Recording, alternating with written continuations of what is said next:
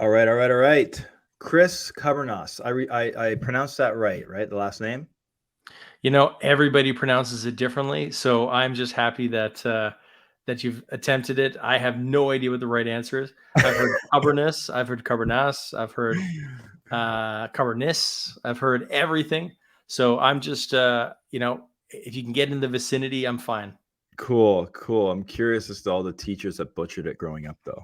It's okay. It's not a common name. It's not like Hunt. I wish I had that last name. What is it? What is Kubbernus? What's the background on that? It's German. Okay. Yeah, there's a few of the Kubbernuses still in Germany, and then many have migrated to Canada and the U.S. and probably everywhere else. Actually, there's another Chris Kubbernus out there. I've been added to messenger groups in the past talking about somebody's bachelor party or somebody's this party, and I'm like, that's not me. That's some other Chris Kubbernus. So But please remove me. it's funny because I remember a few years ago I got invited to a Facebook group. It's called the Jason Hunt Facebook group. If you're a Jason Hunt, this has like hundreds and hundreds and hundreds. It might even be past 1,000 Jason Hunts in the world that are part of this group. Yeah. But I mean, the content and That's the a group different is, problem, right? yeah, it's not Yeah. very interesting content, that's for sure. But yeah, but you could sell T-shirts to that group. That's probably why you got added. They're like, okay, we're gonna monetize this group. We're gonna start selling T-shirts to them. right there is one of the many strategies I want to dive into today with you is monetizing, your social media and online presence. But before we get into that, Chris, I want to give kind of a bit of a frame as to why you're here talking to me on the podcast. And we were rubbing shoulders there in Bucharest, Romania at the AW Summit. The topic you were talking about, monetizing your creativity, was a great topic. It was a great speech, and I definitely think you hit on some nuggets that the audience can take away from this conversation and implement almost immediately. But before that, I think your story is interesting, Chris. I mean, you're a Canadian. You still call yourself a Canadian? Absolutely. Living in Copenhagen? Yeah. Okay. Yeah. So tell us immigrated. tell us the journey, because from coming to Canada, I believe you opened up an office in New York as well, and then ventured overseas to Copenhagen. Give us some Coles notes on that journey. Yeah, basically, I was imported to Denmark by my wife for strategic baby making purposes. So she's Danish. We met at university, hit it off, thought, okay, maybe this is just some sort of fling, exchange student sort of thing. You know how it goes. Ended up falling in love with her, and then did the long distance thing back and forth for, I want to say, 5 years. She was in Copenhagen. I was coming and visiting a few months at a time, then going back to school, finishing my degree, then getting into work, and then spending holidays there, and just back and forth and back and forth. And then we lived together in Toronto for a year, not too far from where you are. Actually, you're in Guelph, right? Yep. Yeah. So I'm, in Toronto for a few years, and then we decide, actually just about at the financial crisis, kind of at the end. I was in a venture capital company. She had gotten a job with KPMG. So we decided that, let's go do Copenhagen, because she got a good job there. I didn't have, a lot of things tying me to where I was at other than my job. So we moved, and I got a job fresh off the boat at an ad agency as an account manager. Basically, account managers, they just client needs, scoping, making sure that we're delivering what we promised, making sure the client's happy. From there, I was promoted to digital director. So I ran the entire digital team. That was, website building and email marketing. And it was kind of like social was around for maybe 3 years. Facebook had just sort of come out of its shell of being more for universities. Now, companies were starting to do Facebook pages and things like that. So got involved in some social media campaigns, did that for a bit, got recruited to another company, spent some time there, got recruited to another company, spent some time there. And then I was about, let's say 34. Yeah, I was 34 when I was like, I need to start my own company. Otherwise, I'm just going to keep working for somebody else. I really wanted to make my own agency at some point. And I'm sitting there with 2 kids, a mortgage, 2 car payments, no savings. and I decided to quit my job. And my wife was like, "What the hell are you doing?" And I said, "It's gonna be okay, honey. I'm gonna do my own thing. I'll be self-employed. Everything will be fine. Don't worry about it." Luckily, things turned out pretty good. I hustled a lot, got a lot of contracts in, small jobs here and there, built my agency, to about 40 people. Back in 2022, we were about 40 people. Now we're actually scaled back quite a bit. But actually in 2021, opened up in New York. And then this past, in 2022, also opened up in Riga, Latvia. So yeah, so now basically I'm just running that agency, social media agency. I think that's it's interesting, the starting point, how the launch pad per se, like where you got started and what was the motivation behind it. When you got started out there, was it like 2016, 17 around? Yeah, 2016. Yeah. Yeah, me too. So same. Yeah. So for me, it was I had that same predicament. I was like, I had the opportunity to work for a digital marketing company downtown Toronto, getting paid six figures, or it was like start this own thing and make dog shit, right? So I still told my wife, she's like, you'll be resentful if you went the way and still continue to work for the man and not went and did your own thing. So I said, okay, good. I'm gonna go do my own thing. And she's like, by the way, I'm pregnant with our second. So our second child. So I'm like, oh shit. Great time. I'm like, are you sure you don't want me to take the job? She's like, no. You got to go this way. And if I didn't have that pressure on me, or my back against the wall, or that failure is not an option type of mentality, then I wouldn't have, my agency wouldn't have gotten where we got to today by any means. So you almost need that, right? You need that kind of drive or that fire under your ass to get going. Absolutely. I think that's a good lesson for anybody who wants to start something. It's like when your backup is against the wall, you have to survive. You have to succeed. Like, so you just make it happen no matter what. And I think, a lot of people talk about safety nets, and, there's no such thing. There's no such good time. There's no, it's either now or never. So just buck up and do it. And having that little motivation, that extra, holy shit, if this doesn't work, I'm screwed. Having that, it kind of can help you. Right. So 100%. And you know what? I will give some credit back in 2016, 17 to Gary Vaynerchuk, because he instilled that whole hustle culture back in the day. Like, why are you sitting there watching Sopranos when you could be working on your business and making money, right? So obviously that's taken an interesting turn. I don't think that's even a thing anymore, hustle culture.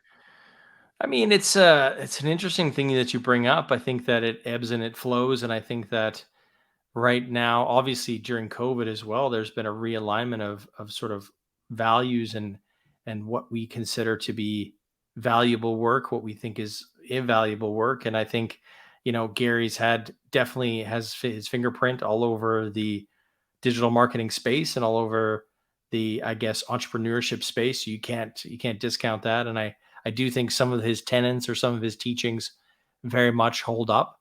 But at the same token, I don't want to say a victim because that's not the right word, but I was definitely, involved in that hustle culture and definitely espoused it and definitely pushed for it. And, I can honestly say that I don't think it put me in the hospital, but I've had my own health issues the last few years. I was diagnosed with Crohn's disease.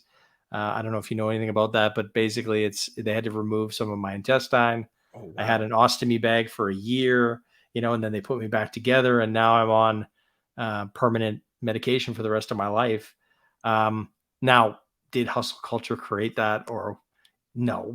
But it definitely exacerbates it. It definitely contributes to my overall health, right? So I would say there's a balance, pushing yourself, knowing what you can handle, and then also making sure that you're taking care of yourself and making sure that you're not, sacrificing everything for, something small. You got to really sacrifice if it means something. So yeah, it's an interesting balance, and I have a different approach now. The hustle definitely helped me back then, though. Yeah, 100%. It's interesting to hear that story and understanding, the drive behind somebody hustling. are you battling against yourself when you're in that kind of hustle mode, or that sort of mindset of keep going, and going to the point of burnout?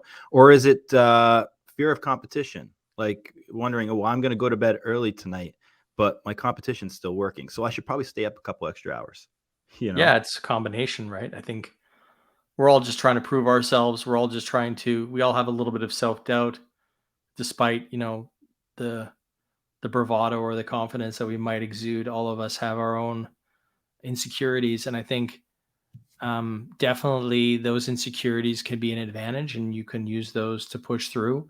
But sometimes they can hurt you as well, right? So you have to just be aware, I think is the key ingredient here, is that you just have to know when is this detrimental and when is this helping me, and be able to tap into both. And I think that comes as you get more mature, as you become a more experienced business owner.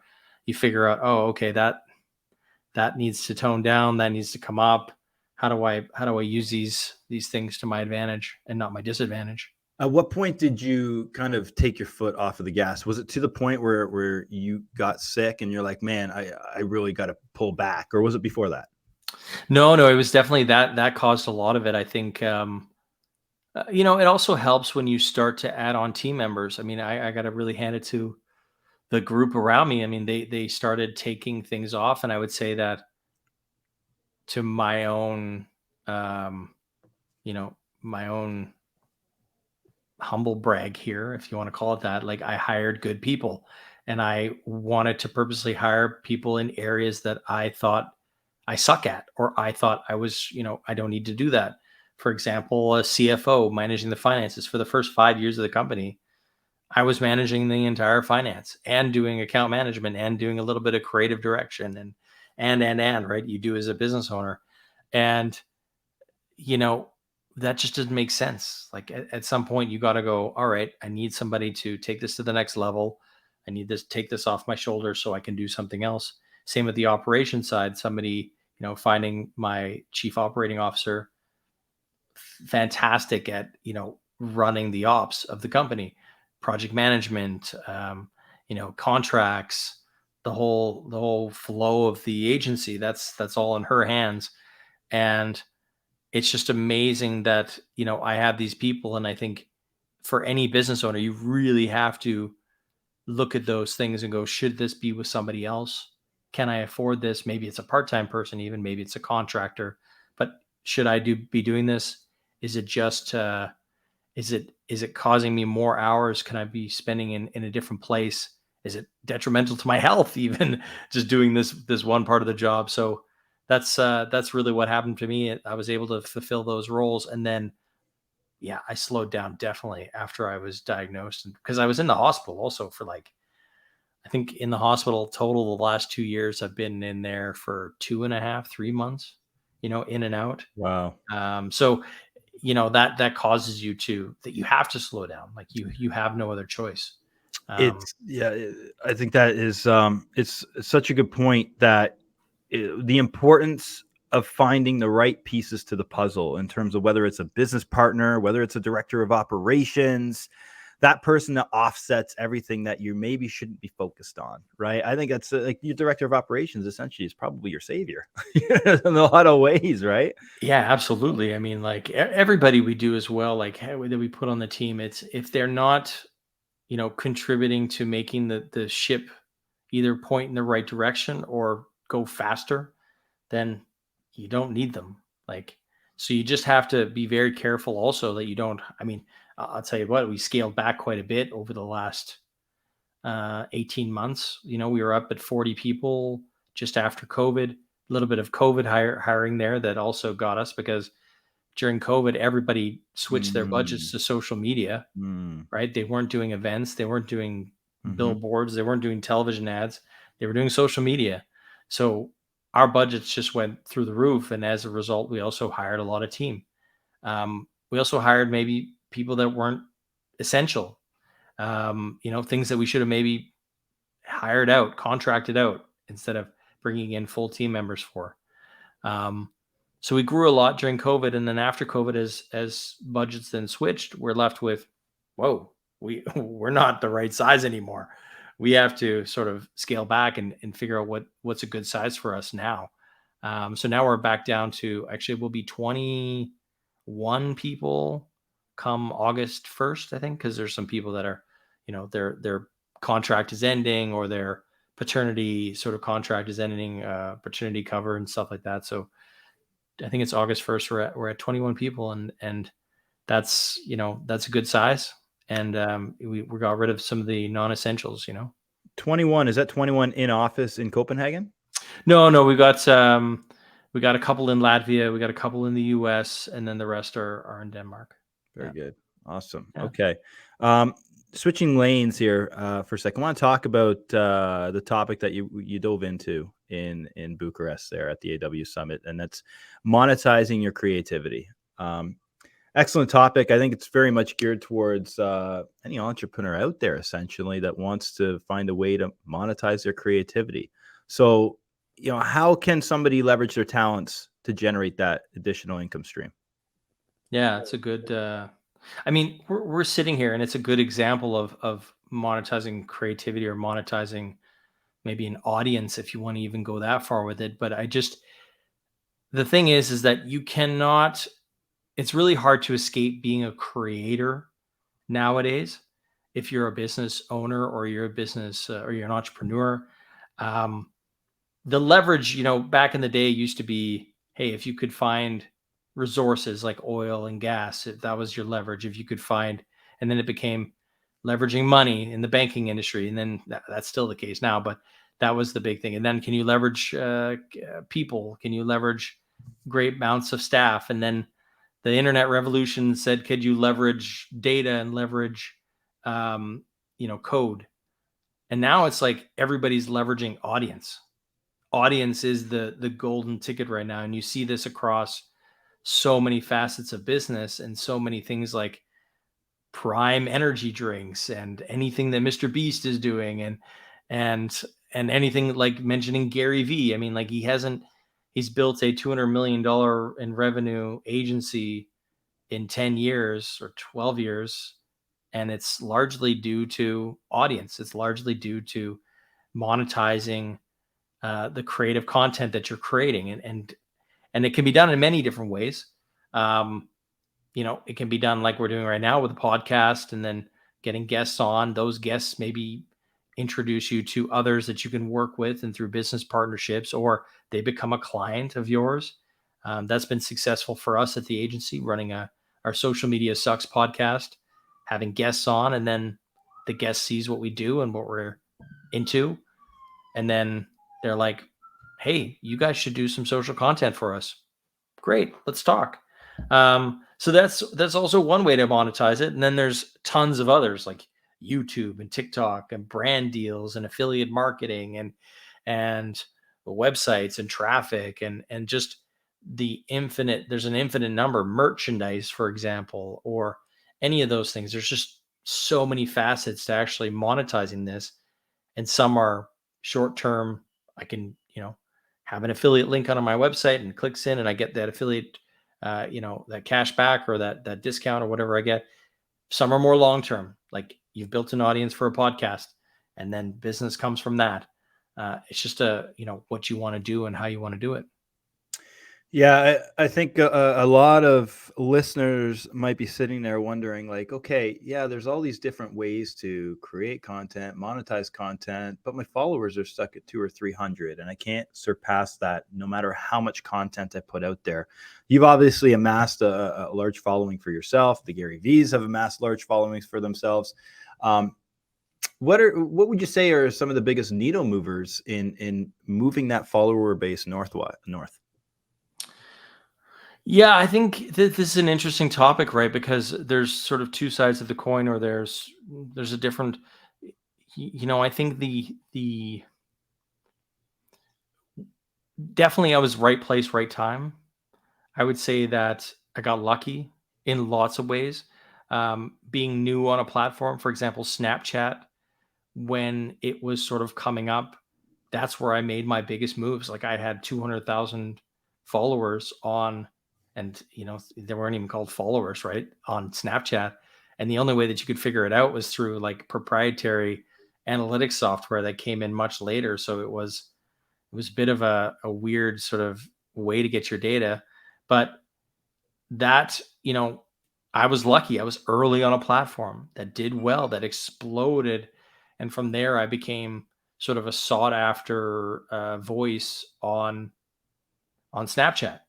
And similar things that we've seen for YouTubers, and similar things that we've seen for TikTok. And now maybe Threads is another opportunity, right? For those of you listening, like, to get in early on a platform, on a new way of doing things, is going to be some of the secret sauce for sure. And that certainly helped me. And then on top of that, I mean, I was talking about how to do Instagram and how way before anybody else. Like, the saturation now in the marketplace is much, much bigger. Like, there's thousands and thousands of people talking about hacks on Instagram and how to create content. But, 6, 7, 8 years ago, it wasn't that many. And so I would say, like, I was just in the right place at the right time. And then you can see that to reach a wider audience, most of us have had to start thinking about, okay, being a little bit wider. Like, now I'm going to talk about maybe entrepreneurship, or maybe I'm going to talk about health, or maybe I'm going to talk about stress, or maybe I'm going to talk about, how to live a good, happy life. And you can see this also with a lot of creators' content, how they go from a very niche sort of area, and then they have to expand out to get to broader topics, because those broader topics are where the bigger audiences are. But I will say this, I don't know if the large influencer game is still available. I don't know if I think that we're seeing creators with like 10,000 followers that are really niche in, like, woodworking, or in how to, like, I'm renovating some of my house here, like what drill to buy, or, what tools are the best. Like, so we're seeing, and TikTok is like the proponent of this, or the gateway of this, because there's been so many micro influencers, creators that have just popped up, and we're not really following them as personal brands anymore. We're kind of like, there's just so much. So, like, the personal branding aspect is kind of melting away. And now it's really about, can you deliver really good content that is hooking me, that gives me everything I need in less than a minute? And that's sort of what's driving the follower growth right now, is these more micro influencers. A lot of these social media platforms like TikTok and Reels are leaning in heavy on the search optimization of those platforms. Like, for myself this morning, I was thinking, oh, I want to get a guacamole recipe. So typically I would first go to Google and have to scroll past the SEO optimized content and pop up some banners and all that to get to the juice, to get to the info I really wanted. And then I started using ChatGPT for that, which is good as well for recipes. It was awesome. But I'm a visual guy. And what was even better is going to my TikTok search bar and typing in guacamole recipe. And to your point, there's clusters of content around guacamole recipes. And I sat there, watched the first couple, found one I liked. I couldn't tell you who the user was, who the brand was. You wouldn't remember their name. Don't care, right? No. So I got what I wanted, right? And I got my answer quick, and then I moved on to whatever I was doing. So absolutely, I think that's a very good point that you bring up about, the potentially the big influencer game is on its in its demise. Yeah, at least for some certain categories. And I would say, there's always going to be the famous, really hot, Instagram model, or the Kardashian, or the famous person. Like, there's always going to be those aspects of it, and that's fine. But I think the building a 1 million person following for X, Y, and Z is just not there anymore. I think that, and it's not necessarily where the brand deals are, and it's not necessarily where the good content's coming from either. And it's not, like you said, it's not SEO optimized. It's driven by personality, and not necessarily driven by utility. And I think that's where we're seeing this switch. Is like, it used to be a lot about personality, and it still is, don't get me wrong, like entertainment. The most entertaining guacamole recipe is probably the one that's winning. But it's also about the utility of it. Is like, is it any good information? Because it doesn't matter how entertaining it is. If that guacamole recipe sucks, then it's probably not going to gain a massive amount of traction. It's probably going to die. So it has to be both. It has to be extremely valuable, full of utility, and also entertaining and somewhat spiced up. So, okay, that's a really good point, because now we're in a position now with content being so saturated. So it's more important now than ever to have that utility aspect to the content that you create. Does that mean that each piece of content you create requires more planning? Like, what are some tips to get that content standing out amongst the competition? Yeah, this is a really interesting topic that I'm like deep in at the moment, because I'm very aware that the game has changed, and I'm very aware that, what used to create fairly decent videos and content that hooked a reader or hooked a viewer is changed completely, and what people want and what people expect is changed. So the hook is extremely important. Um, Working on the first visuals, the first 10 seconds is extremely important. How do you stand out in that sea of content? Like you said, it's like so saturated. So there's a lot more research that goes into, okay, what is the playing field here? Who am I up against? What are all the, if I'm going to do something here about, finding out, first of all, what are people searching? Maybe using Answer the Public, or, your own insights, or looking at the comments of certain videos. Like, what are people talking about? Okay, that person says, yeah, but what about this? Well, okay. Or maybe you're in the fitness industry and you go to one of the main, big fitness videos, and you see, okay, people are asking, hey, do you have a better exercise for biceps, or, whatever it is. Taking that insight and then boiling that down to, okay, what information can I do that's different than everybody else or stands out? What is the first 10 seconds? What is the hook into this?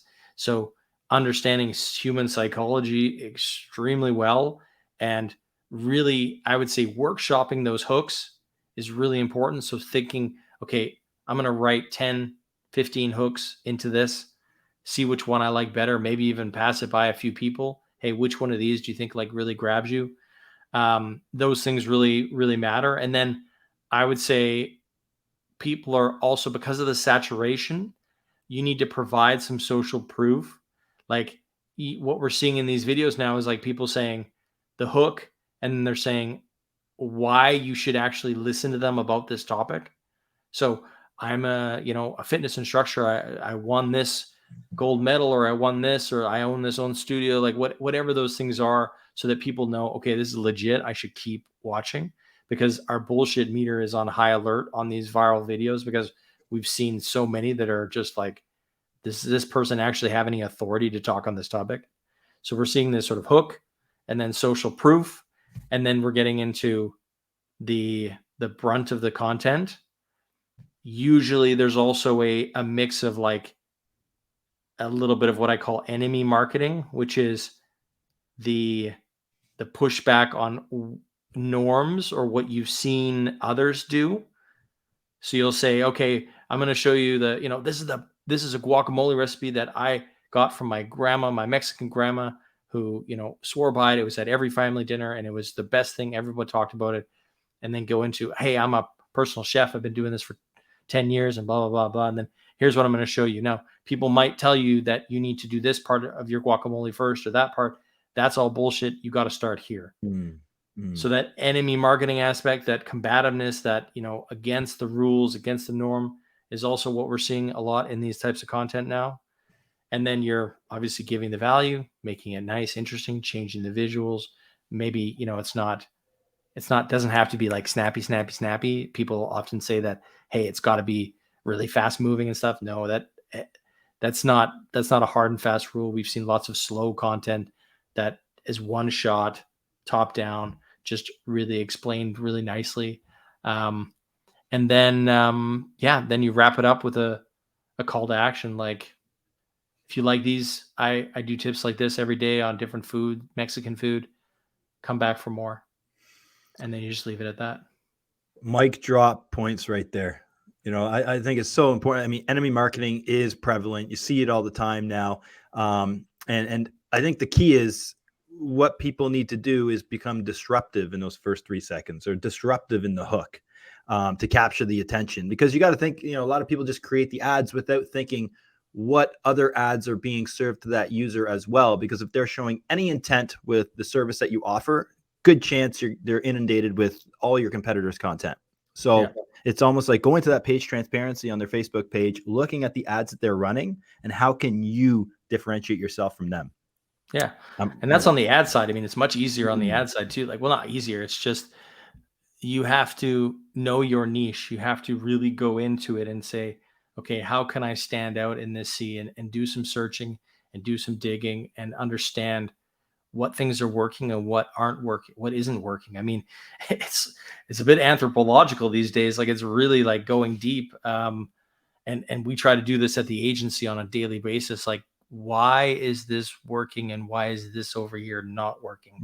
And really pulling it apart. And I think that's one of you're seeing this skill set develop in almost everybody these days. Like, even, soccer moms that are showing their latest, baking tips, or, it's a little bit, maybe I'm being a little too sexist here with moms and baking tips.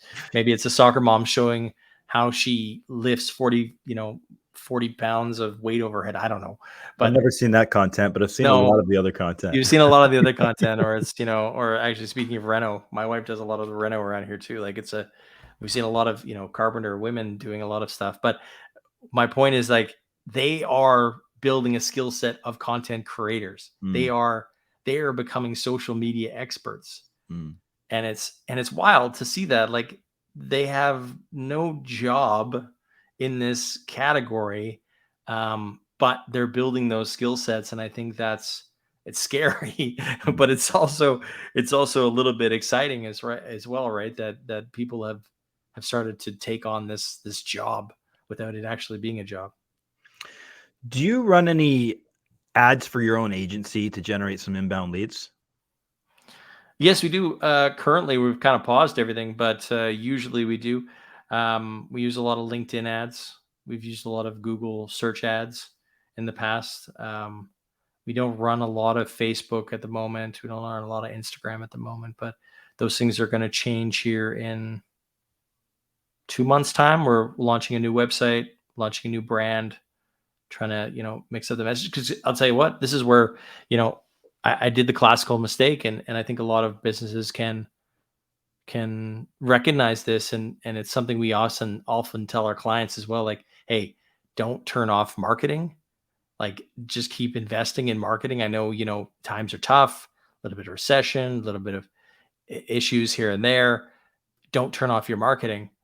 We didn't hear that advice at all. Like, as coming out of 2022, I just recognized, holy shit, we're spending more money than we have. We better slow it down on certain areas, cut some costs. Employees were one of those things. And then also marketing. So it's, we didn't take our own medicine, and then we can see that it actually affects it. So if anybody wants to have the definitive answer, I mean, turn off your marketing for a little while and see what happens. Because I guarantee you'll be sitting in the same place that I am, saying, wait a second, we don't have enough leads. We don't have enough pipeline. Sales isn't as efficient as it was. What are we doing wrong? Oh, it's because we turned off marketing. Let's put it back on.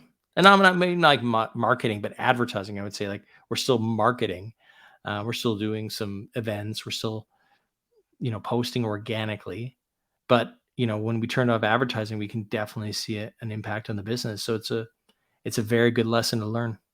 Yeah, we definitely scaled back as well over the last year, but never turned it completely off, right? Like this podcast, the podcasts that we're running continuously, we have this content, and it just clips, collecting video views, right? Because when we're ready to turn on that tap, full on for lead generation, we have this seasoned audience that's just, already knows our name, and they're warm, right? And that's essentially what we like to use, Facebook, Instagram, Meta for, is just to warm up an audience, because somebody could be listening to this conversation and they get to know us, they might like us, and 6 months down the road they become a client. And that's one of those intangibles that you can just never really attest the ROI to, or attribute the ROI to, is like understanding who's listening to your podcast or who's watching your content, and then taking that action down the road. A lot of businesses have a tough time understanding the importance of that top of funnel. It's just like, I just want leads. I'm a real estate agent. Just get me leads. I want leads. That's all I care about. It's like, okay, this is why you're going to complain to me in 3 months being like, Facebook leads are shit. Yeah. Right. Yeah. Because it's a funnel for a reason. I mean, if you scrape the bottom of the barrel and there's no more leads at the bottom of the barrel, because that's what basically lower funnel activity is. If you're not putting more at the top, eventually you run out, or eventually they're no good, or eventually it costs you more than it should because you haven't done a good enough job warming them up, putting them in the top of the funnel. That's how it works. If there's nothing coming in, there's nothing coming out. So I think that's it's a very good point. I mean, and as much as organic, I love organic content. I definitely I'm a cheerleader for it. There is something about being able to definitely reach your audience, definitely amplify your message through paid media. When you need it to work indefinitely, like when you don't like, and also, I mean, we also tell our clients like 60-40 split. 60% of your money should go to building the content. 40% should go to distributing that. Now, whether or not that 40 is a mix of organic and paid, that's up to you, but definitely 60-40 is a really good split. And that's, because you need distribution. And it's not helping that Facebook, Instagram, even TikTok, even LinkedIn, all these places, if you're a company, they want you to pay. So you can fight that as much as you want, or you can say, all right, I understand. I want access to this audience. I'm willing to pay the very cheap price when you really look at it, because there's no other cheaper medium in this game.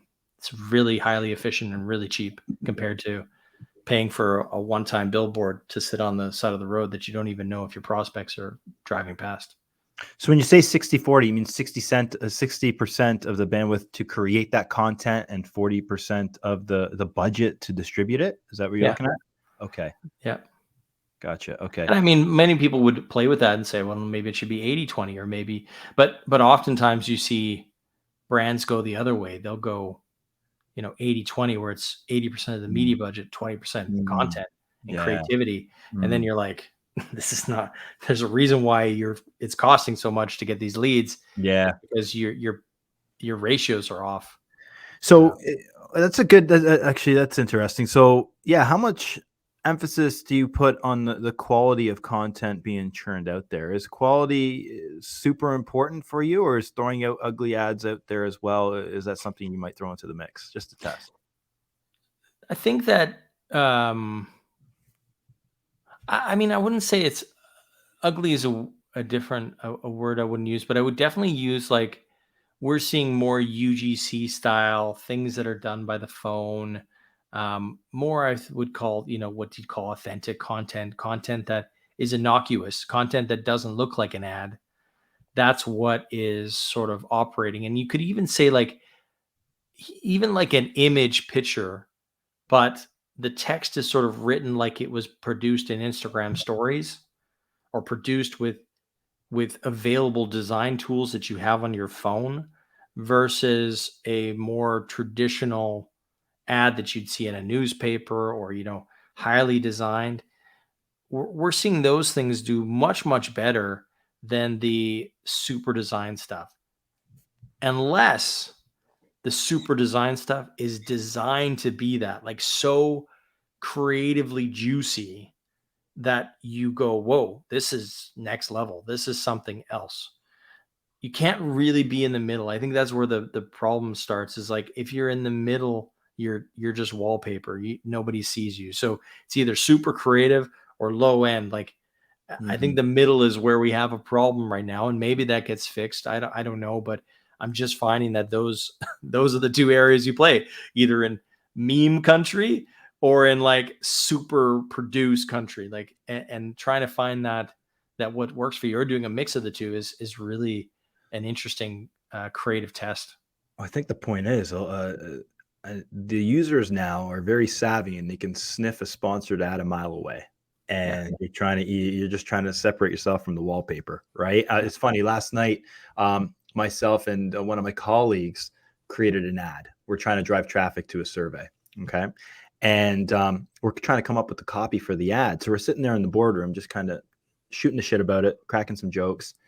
And he's like, hold on a second. He puts out his camera. He records us just coming up with the copy for the ad that we're doing for this campaign. And short 1.5-minute clip. I'm like, perfect. Do it through Descript, put the captions on it, and just do it out there. But it's literally us sitting there just trying to spitball the copy of the actual ad that we're putting out there, and with the actual copy on it.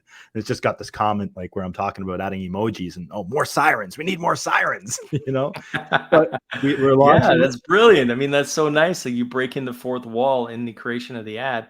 I mean, that's the kind of stuff that people will enjoy to watch and enjoy to be a part of, and they won't necessarily love to be a part of, some super glossy something or other, right? They don't feel like they're a fly on the wall. They don't feel like they're a part of your brand.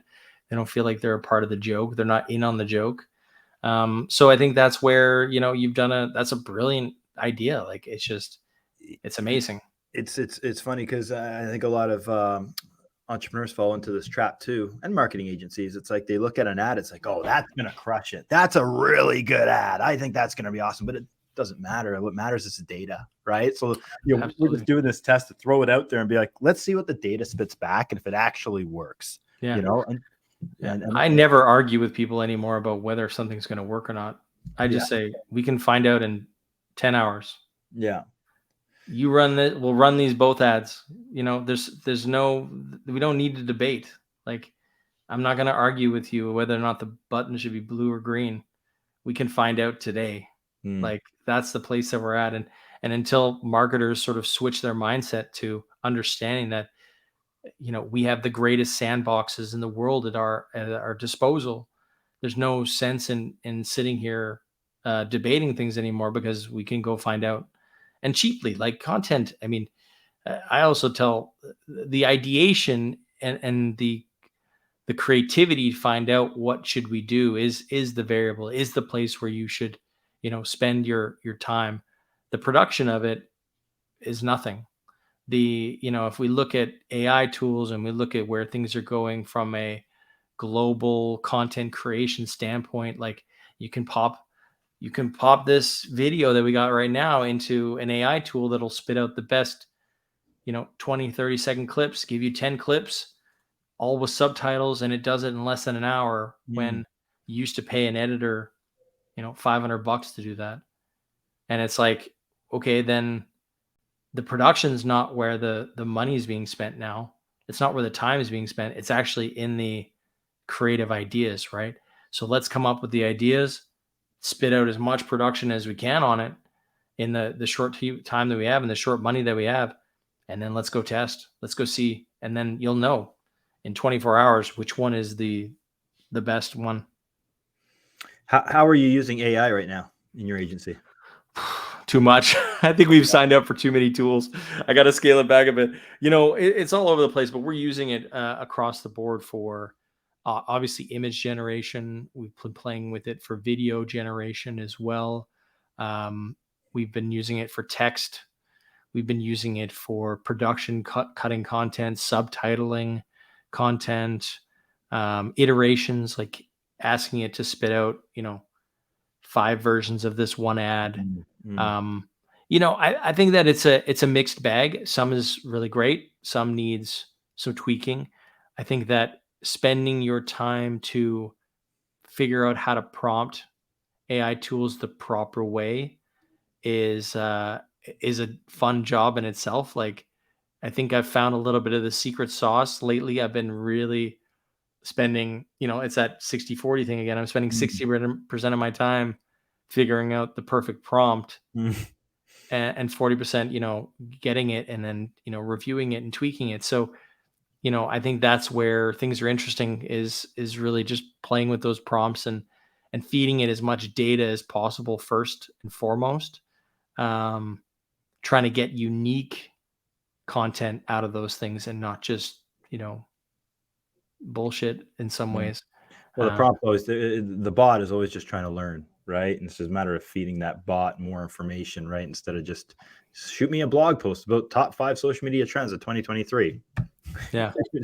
Yeah, exactly. And I try to think of like, what I did is I studied a little bit of creative writing, and I thought, okay, if I was going to teach a bot how to creative write, what things would it need to know? Because it can write. I mean, writing is, anybody can write a inspirational quote about, motivation, but if you wanted to add a layer of creativity to it, you got to understand what is creative. Well, creative is metaphors and similes and poetic and cultural references and references to imagery and references to auditory things. And once you start to teach an AI to use those elements, and also lay in a tone of voice as well, like teach it a tone of voice, then you're in some good places. So I'm really happy with some of the content that we're getting out of it lately by taking a creative writing approach to it, and then also laying on that tone of voice. So training it like,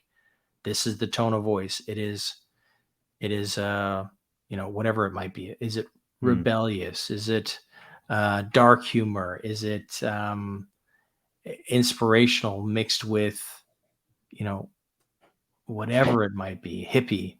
Like, how do you really get to that nuanced tone of voice that's specific for your brand, specific for what you're trying to do?